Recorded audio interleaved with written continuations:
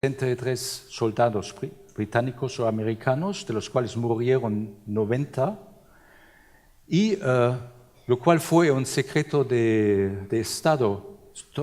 solamente desvelado en el caso británico en los años 70, en el caso americano en los años 50, porque desvelaba la intención americana de bombardear las ciudades alemanas con este gas mostaza. Y en la autopsia de los soldados muertos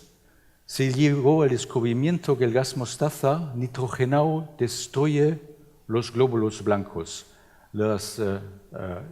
Así que la médula ósea y los órganos linfoides de los soldados muertos estaban libres de este tipo de célula leucocitaria. El secreto de defensa fue mantenido y en el National Institute of Health, el Instituto Nacional del Cáncer recién creado en Washington, Bethesda, se tuvo conocimiento de estos efectos tóxicos particulares del gas mostaza, llevando a la idea que a lo mejor se podría utilizar este veneno para tratar los tumores de glóbulos blancos, que son, por ejemplo, los linfomas. Y un primer experimento fue realizado donde se trasplantó un linfoma, un tumor de glóbulos blancos, humano, a ratones, evidentemente totalmente inmunodeficientes, porque solamente un ratón inmunodeficiente puede tolerar un tumor humano. Y después del éxito parcial en el modelo animal, se evaluó la primera vez una sustancia que ya tenía un nombre comercial, la mustina, pero en realidad era el gas mostaza, a los pacientes, llevando a un efecto transitorio de la reducción de la masa tumoral. Y con este primer paso empieza toda una serie de tentativas de 1950 en adelante hasta hoy en día, donde se desarrollan, se buscan agentes químicos que frenan la proliferación o inducen la muerte celular en células humanas tumorales cultivadas in vitro. Luego se utilizan en modelos de xenotrasplante, de introducción de tumores humanos en ratones inmunodeficientes, y luego más tarde, si hay una esperanza que esto funcione, en fase 1, donde se evalúa la toxicidad, en fase 2, donde se intenta una primera vez buscar una eficacia terapéutica, y finalmente una fase 3, donde se compara con métodos estadísticos y complicados el efecto del placebo y el efecto del agente candidato a ser un medicamento más tarde. Y luego, solamente cuando esta fase 3 se ha terminado, se llega a la aprobación por las agencias reglamentarias y la comercialización del producto, permitiendo su aplicación clínica. Ahora bien, en esta historia del desarrollo de las primeras quimioterapias, hay un momento que el Instituto Nacional de Cáncer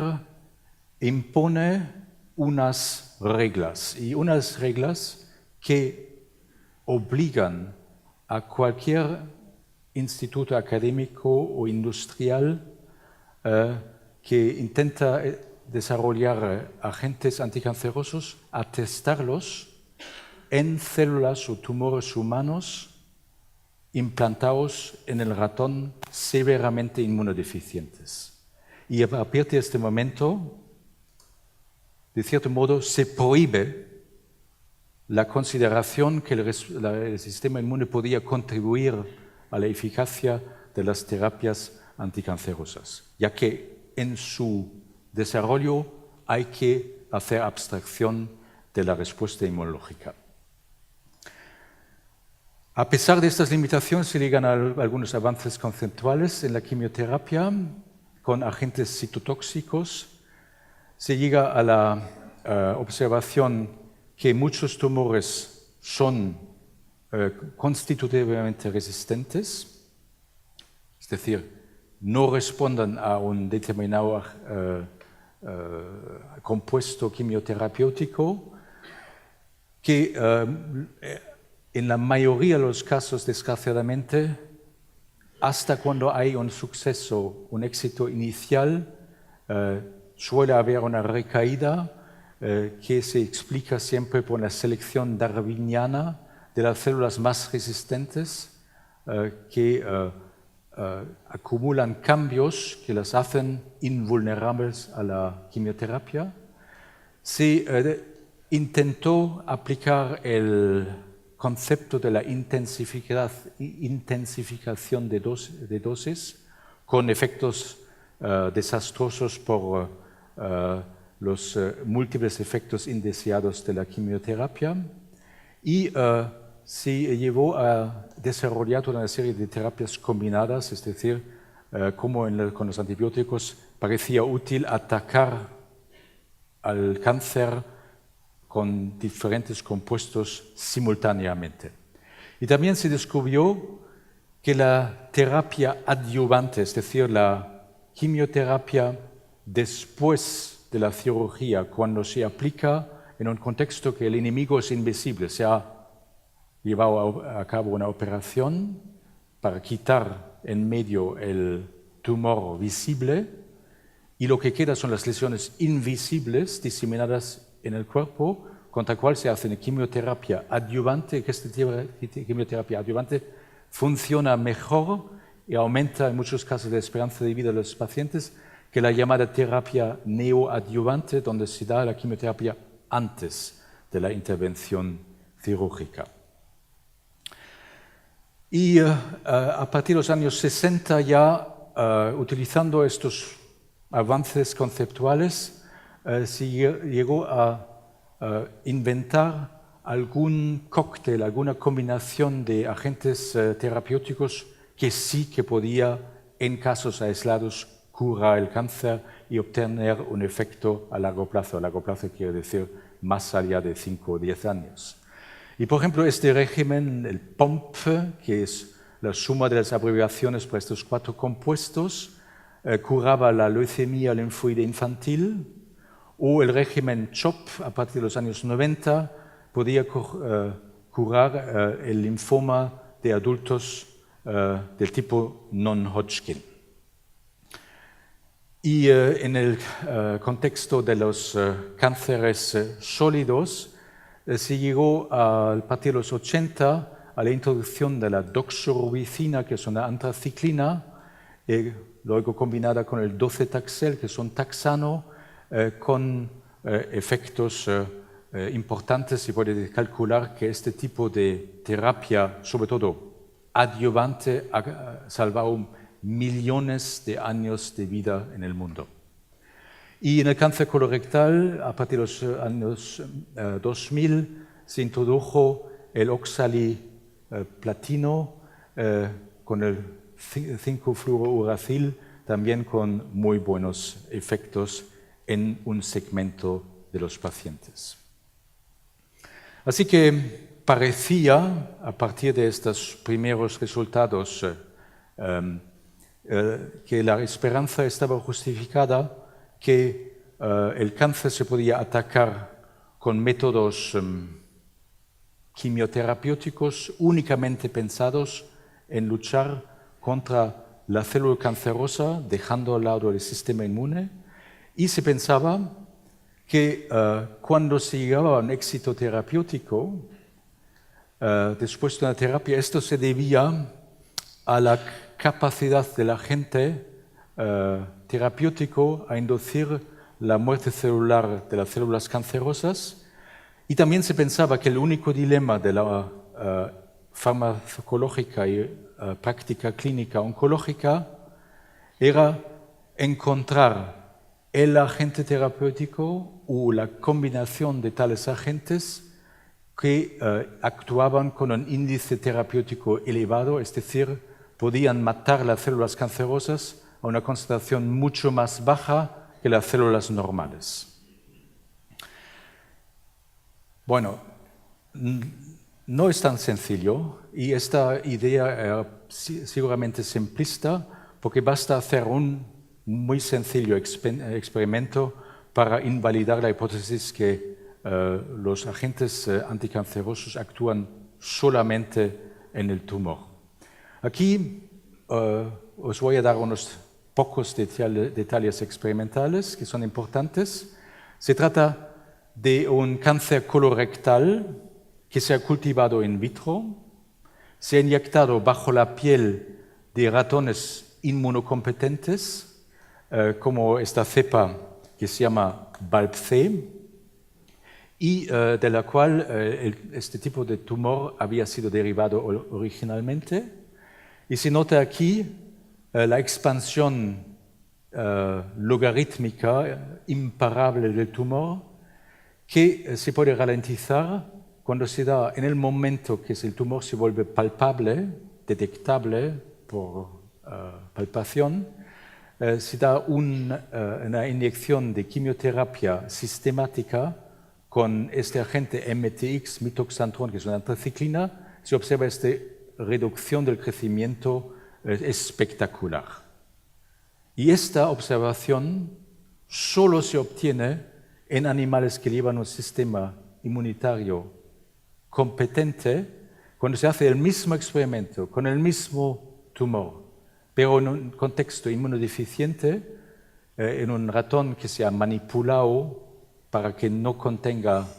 un tipo de células inmunes que se llaman los linfocitos T, se pierde completamente la eficacia terapéutica.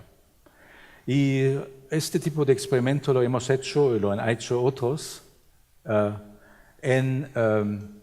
con diferentes tipos de cáncer, con diferentes agentes terapéuticos, sobre todo las antraciclinas y el oxaliplatino. En todos los casos se observa que la eficacia terapéutica es mayor en el contexto inmunocompetente contra todo tipo de diferentes tumores, incluso tumores químicamente inducidos primarios, y que se pierde eficacia terapéutica después de la inducción en inmunodeficiencia, quitando en medio o aboliendo la producción de linfocitos T o de células dendríticas o de algunos receptores específicos muy importantes para el funcionamiento del sistema inmunitario, como por ejemplo estos receptores con nombres técnicos P2RX7 o TLR4, que son necesarios para que la quimioterapia pueda funcionar a nivel inmunológico. Y nuestros estudios clínicos también han confirmado una realidad similar en humanos con cáncer de mama o cáncer colorectal tratados con antraciclinas o oxaliplatino respectivamente, donde se ve que una linfopenia, una debilidad del sistema inmune u unos alelos pérdida de función de TLR4 y de P2RX7, los mismos receptores que he mencionado antes para el ratón, conlleva una reducción de la eficacia de la quimioterapia. Y podemos utilizar otras tecnologías para demostrar la importancia de la respuesta inmune. Os doy el ejemplo aquí de la terapia neoadyuvante del cáncer de mama, donde después del diagnóstico se aplica a los pacientes 6 ciclos de quimioterapia con antraciclinas antes de la intervención quirúrgica y, por desgracia, solo una minoría de las mujeres afectadas por el cáncer de mama en este contexto responde con una reducción drástica de la masa tumoral, 15%, el 85% demuestra un crecimiento tumoral como si nada se hubiese hecho. Y lo que hemos realizado en el laboratorio es obtener una biopsia del tumor después del primer ciclo de quimioterapia y hemos analizado la presencia de los linfocitos buenos los que pueden atacar el tumor, y los linfocitos malos, que son linfocitos inmunosupresivos, FOXP3 positivos, para compararlos en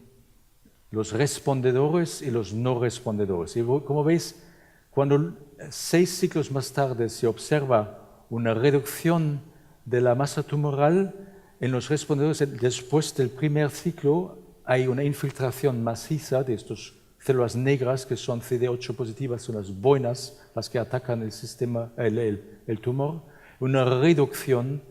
de las células supresivas, que es totalmente contrario a los no respondedores donde este ratio se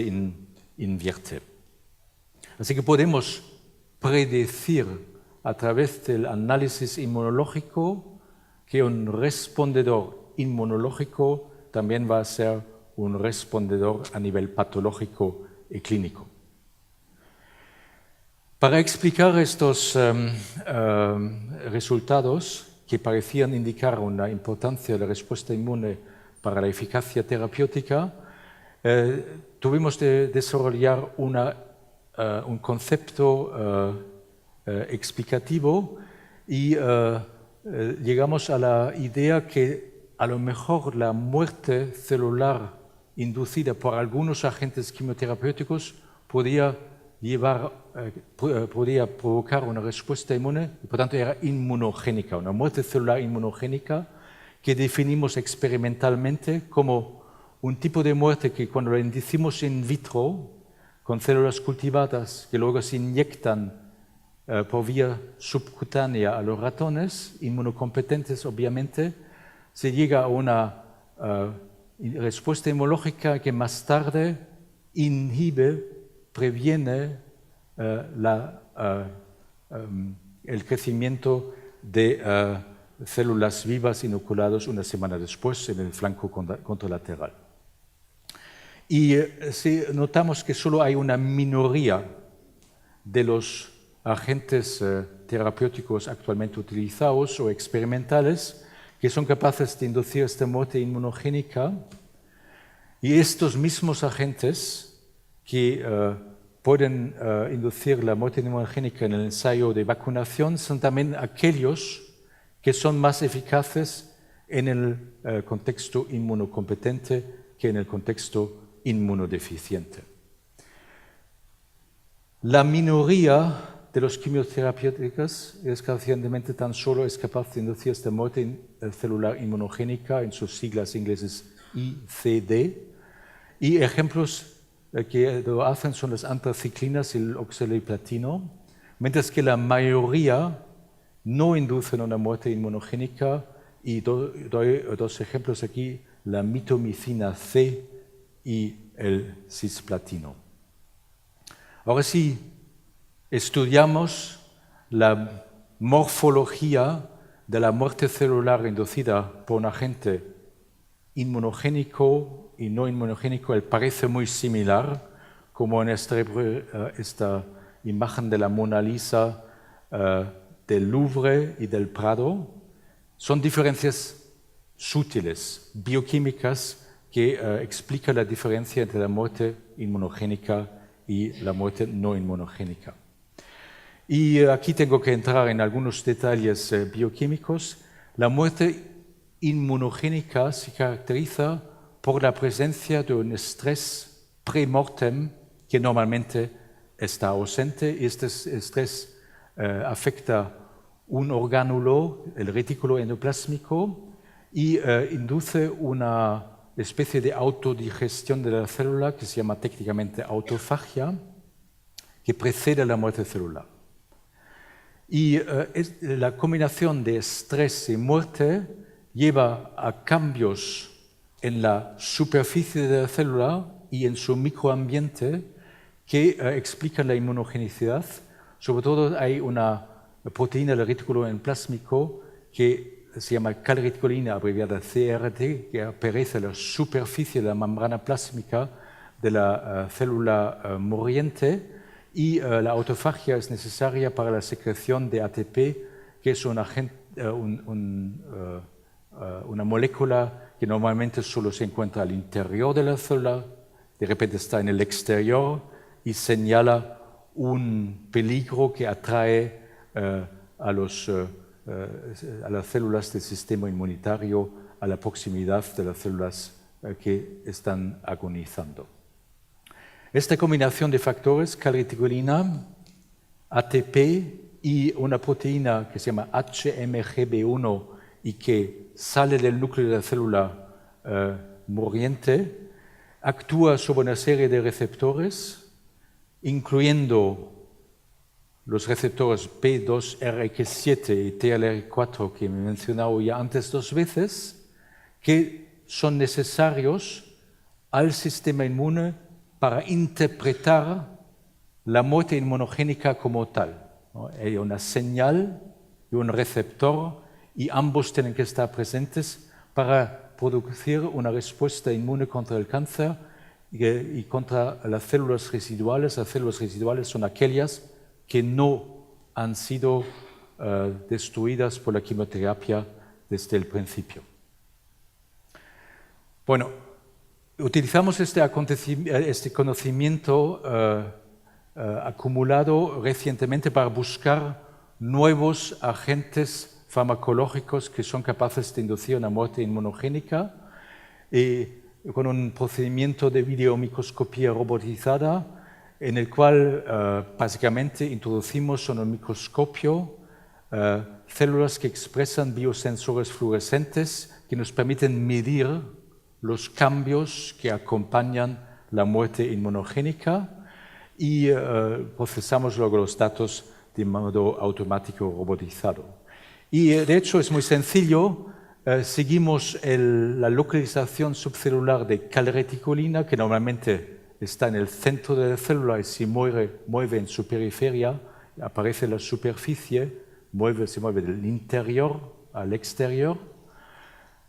Seguimos la localización normalmente nuclear, pero luego extracelular de la HMGB1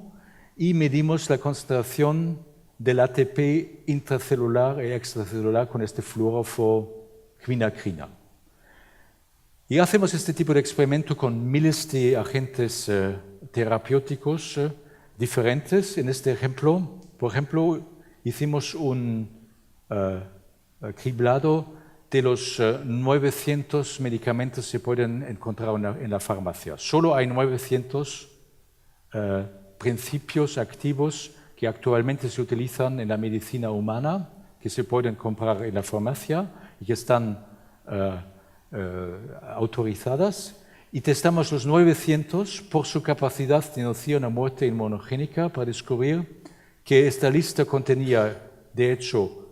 lo que sabíamos ya, las antraciclinas, el oxaliplatino, pero también, de modo sorprendente, contenía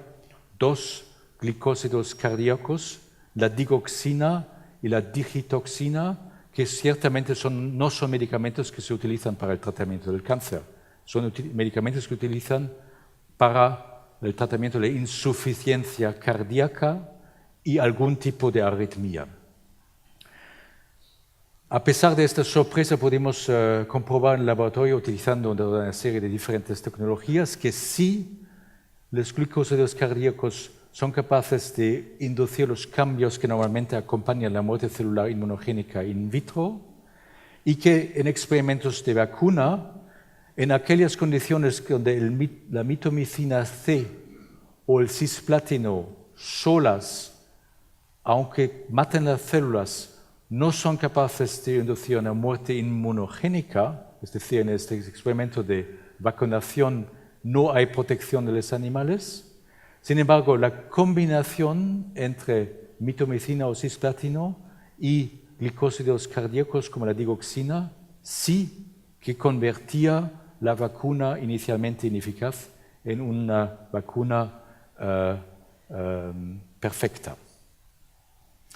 Y del mismo modo encontramos que en condiciones en las cuales la mitomicina o el cisplatino solos no tenían ningún efecto terapéutico, combinado con digoxina, que por sí solo no tiene ninguna eficacia anticancerosa, llevaba a estabilizar el crecimiento de los tumores, y este efecto era inmunodependiente puesto que desaparecía cuando se utilizaba la misma combinación